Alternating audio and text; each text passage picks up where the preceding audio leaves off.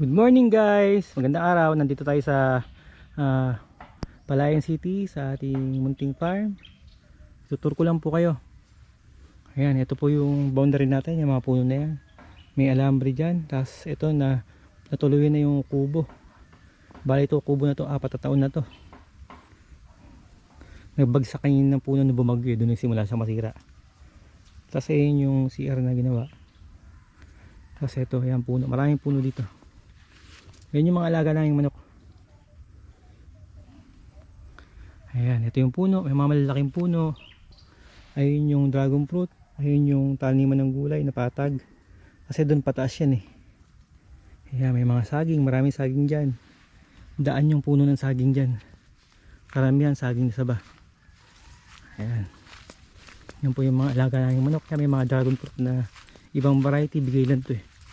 Hindi siya dumami masyado. Pero nandun yung maraming dragon fruit. Ayan yung mga alaga naming manok. Ayan. Ayan. Mga alaga naming manok. Ito ngayon yung kubo nung nakababande rito. Bali, gawa na siya sa yero saka sa kahoy. At may alulax na para mas tumagal siya. Nasa 1 taon na rin yung mahigit. O magdadalawang taon na yata. Ayan, nandun sila. So may mga puno dyan, malalaki mga puno dito. Sinalaki lang. Malaki pa siya sa timba. Halos di mo na maakap. Ayan. Mga ganyan na kalalaki. Kasi 4 na taon na sa akin itong farm na to. Ayan yung mga tinanim namin na mga 4 na taon na rin na mahogany. Ang tataas na oh. Ayan, tataas na ng mahogany. Hanggang dun yung mahogany na yan. Ayan, hanggang dun. Yan hanggang doon papunta rin sa taas. Ayun, mahogany yan. Ito yung kubo namin na pinagawa na nabagsakan din ng puno. Yung bumagyo ay naputol yung puno. So nabagsakan doon, medyo mukhang babagsak na rin siya. Pero madali lang naman magtayo ng kubo dito dahil hindi problema yung kawayan, kahoy, kugon, hindi problema. Ang kailangan mo lang ay labor at saka pako at saka alambre. Makakapagpatayo ka ng kubo. Ayan, balik tayo sa mga mahogany. Ito yung mga mahogany natin. Yung mahogany natin ay may mga malalaki, mayroon ng mga gabraso, mayroon maliliit. Ayun, nakita nyo sa gawido malalaki. So ito malalaki din siya. Tataas na yan. Ay asa 4 na taon na yung mahogany. Ito naman malaki yung ipunin ng paper tree o gymnina. Ayan yung mga manok namin na mga napalabas. Ayan yung mga bagong isa namin. Manok namin, bibilangin ko yung manok. Ito naman yung mulberry. Ayan. Mulberry yan, 1, 2, 3, 4. Maraming puno ng mulberry. Mulberry yan. Tapos ito pa isang paper rin na malaki. Yan yung bumagsak, yung naputol, bumagsak dun.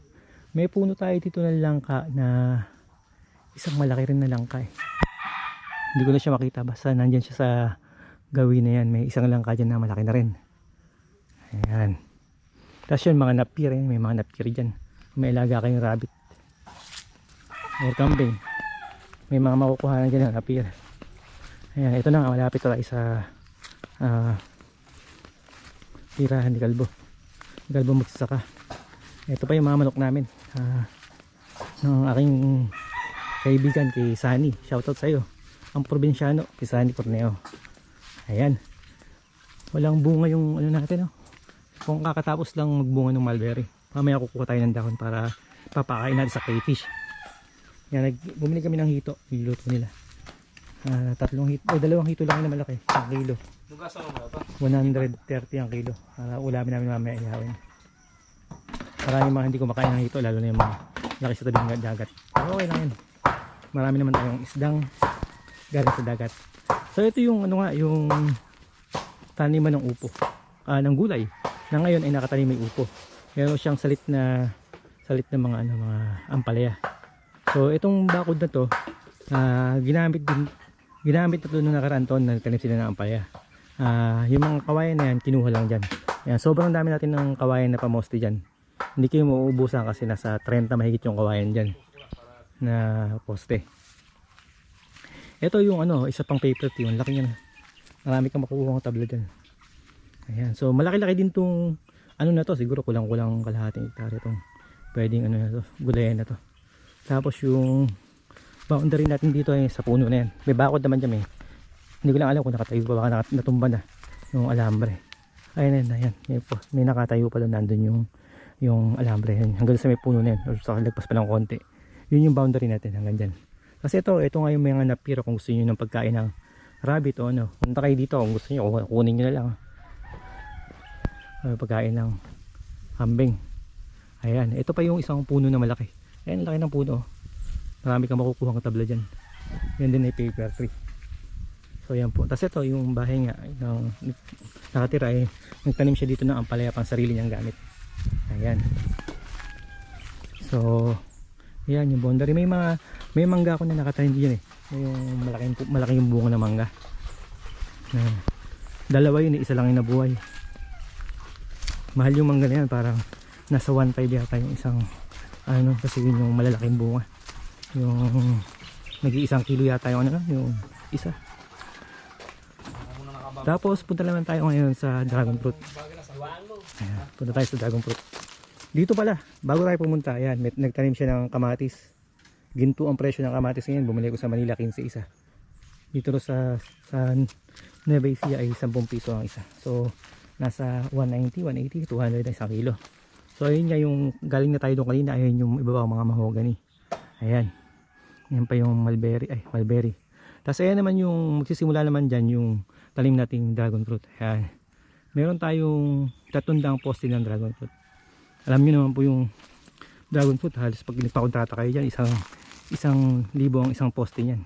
Kasama na lahat at meron kayo yata 1 taon na maintenance. Ayan, marami siyang bulaklak ngayon. At ayan, nung nakaraang bagyo, meron yun natumbahan ng mga ilang poste. So yung mga poste pa lang kasi niya matitibay yan. Yung ginamit namin bakal dyan ay 3. Tapos merong nakapaikot. Kaya kahit na ilang bagyo na yung dumaan, hindi siya basta-basta nabubuwal. Meron lang doon ilang nabuwal dahil nabagsakan lang ng puno. Hindi dahil sa bagyo. So ayan yung dragon fruit natin. Ayan, nasa 300 yung dragon fruit. Doon, sa gawin doon ay sige, tingnan natin kung mapupuntahan natin ha. Nandun yung tangke na pinagawa namin. Dito kasi pagka may nakuha kang lupa dito, wala kang tubig, wala ka pang kuryente karamihan. So ito pinalagyan ko ng tangke, yung balong. Malaki din yung mga ginastos ko, para mga 50 mil siguro. Pero yung mga gamit na kasi syempre magduduk ng kuryente, may pump. May ano doon, may pump para tumakbo yung tubig dito. Ayan. Tapos dito may tanim din sila ditong kalabasa. Ayan. Kalabasa. Ayan. Tinamnan nila hilera na yan. No? Kalabasa. Ayan. Buti na isipan ni Kalbo magtanim ng kalabasa. Ang daming dragon fly. Oh. You know? Grabe yung mga dragon fly. Oh. Dami. Mukhang pakadaan siya. Kasi ano, hundreds of dragonfly. Ayan, mga tutubi. Yung malalaking tutubi. So punta tayo sa gawin doon. Makita nyo pa yung iba pang ano. Kasi ito kasing lupa na to ay malaki to. Mga halos 2 hektarya at kalahati ito. Ayan, ayan, meron pa doon sa tuktok. Ito may overlooking doon sa may dragon fruit. So tingnan natin. Hindi ko na matandaan yung daan eh. Kasi parang may daan dito. Or dito. So tuntunin lang natin daan. Ito yung ano dito, problema namin dito kasi sa laki ng lupa, hindi na madamuhan ni lahat ng Galbo. Isa lang kasi siya bantay dito. Tingnan yun, ang dami pang pwede dito maramnan. Na siguro kung 2 tao mas masikasong mabuti. Kaya syempre additional bayad yun. So ito meron pa tayo dito yung paper tree din, malalaki. Ayan, ayan malaki din itong isa. Ayan, paper tree. So sa paper tree pa lang, mga ilan na? Baka 1, 2, 3, 4, 5. Siguro mahigit 10 na yung na ano natin na paper tree kasi sa 2, ayan o. Ang laki-laki ng poste niyan. Ayan. So ayan yung poste.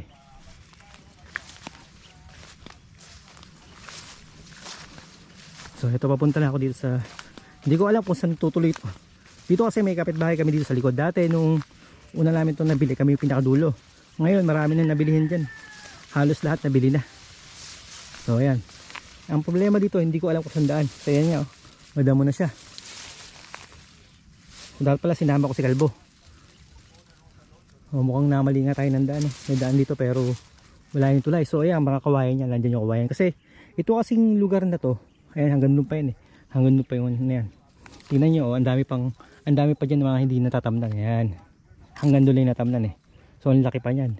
Tapos ito, meron dyang, ito yung advantage ito, dumaan na parang sapa. Ayan. Kaya yung tubig dito, meron pag tag-ulan. Pero pag tag-araw, meron nga yung pinagawa namin tangke doon. Hindi kayo mauubusan ng tubig kahit El Nino.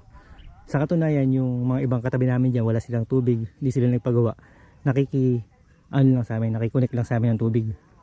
Meron dalawa dyan, dati tatlo sila, na nakikonnect sa amin ng tubig, pero hindi pa rin nauubos yung tubig kahit na El Nino o tag-araw. So yan, madaming puno.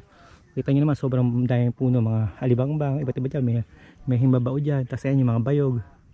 Yan, sa gawin doon, meron pang maliit na lupa doon na hindi naman to, bukod yun na binili, bukod yun parang nasa siguro 30 square meters siya, 50 mga ganyan, basta maliit lang siya, pero marami siyang kawayan, yung pang saig na kawayan, kasi yung bayog pang poste ito, so marami siyang pang ano, kasi binili namin yun para pag gumagawa ng kubo, kukuha na kami ng kawayan doon, marami doon kawayan. So at saging na hindi na natin pupunta kasi nakita nyo naman kung gaano kataas yung damo. Yan, hindi kasi kaya asikasuhin ng tao, so hindi na rin ako tutuloy dito. Tignan natin doon sa kabila, baka may daan papunta rin sa may kabilang bahay. Ngayon natin ha. Balik muna ako. Kasi meron pa sa, ito yung sa side na, sa side dito. Kaya malaki pa yan, hanggang doon pa yan eh. Andun yung tangke. So meron pang extension yan yung pagkatapos dung sapa. Meron pa doon na may overlooking na pataas. Na dati tinam na namin ng saging. Unfortunately nasunog yung saging sa manggaron. So hindi ko alam kung ilan yung tumubo ng saging. Pero marami dito saging kasi sa mga gilid pa lang diyan marami na. So yung saging dito siguradong sobra yan ng daan. So tatry ko dito. Tingnan natin baka dito yung daan. Pagpunta lang sa kapitbahay. O pwede rin naman aakit ako sa tuktok para tuturo ko na lang. Kasi hindi ko alam eh. So ito yung, doon ako galing sa may mga puno doon. Hindi ko alam kung saan yung daan nila eh. Na may tulay. Siguro aakit lang ako dun sa taas nung dragon fruit para makita pa natin yung ibang kabuuan. Mahirap kasi puntahan. Hindi ko kabisado. Nagluluto si Nagsasakang Kalbo. Meron kasi diyang yung tulay na kawayan na ginawa para dun sa papunta sa sa kabilang side. So nandun may bahay dun. Ayun, meron siyang mga alagang manok dun. So aakit lang ako dito sa tuktok ng dragon fruit.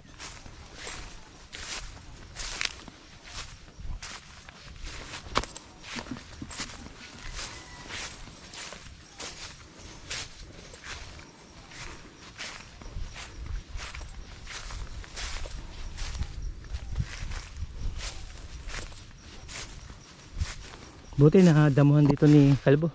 Kaya lang hindi niya natapos. So, meron pang ilang linya ng dragon fruit hindi niya natapos. Yung kailangan ng palitan itong linya na ito yung bandang dulo. Anyway, andito na ako sa tuktok.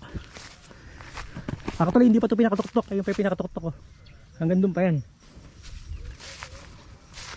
So dito makikita mo yung yung Santa Rosa to, yan. Ayan yung Nueva Ecija. Kita rin dyan yung bundok Arayat.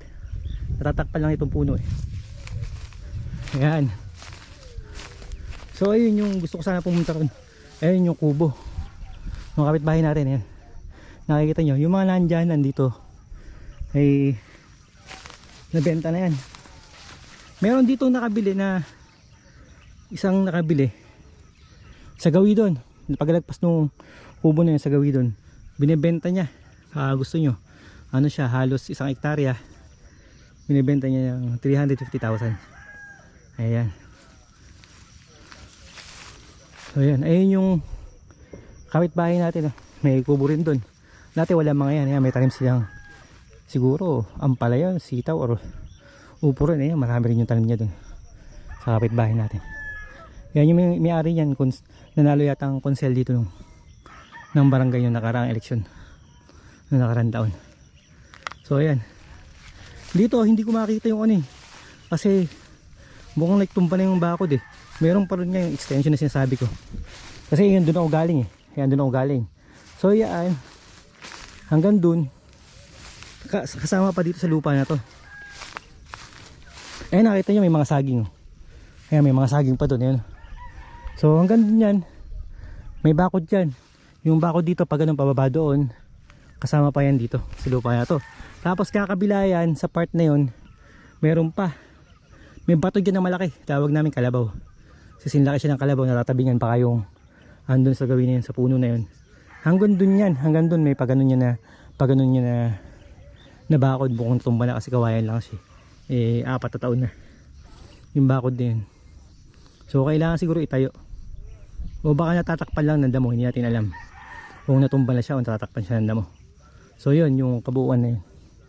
So doon mga malaki pa yan hanggang doon, kasi yan hanggang doon, tapos tutuloy mo dito hanggang doon, hanggang doon. Yan mga mahigit to 2 hektarya.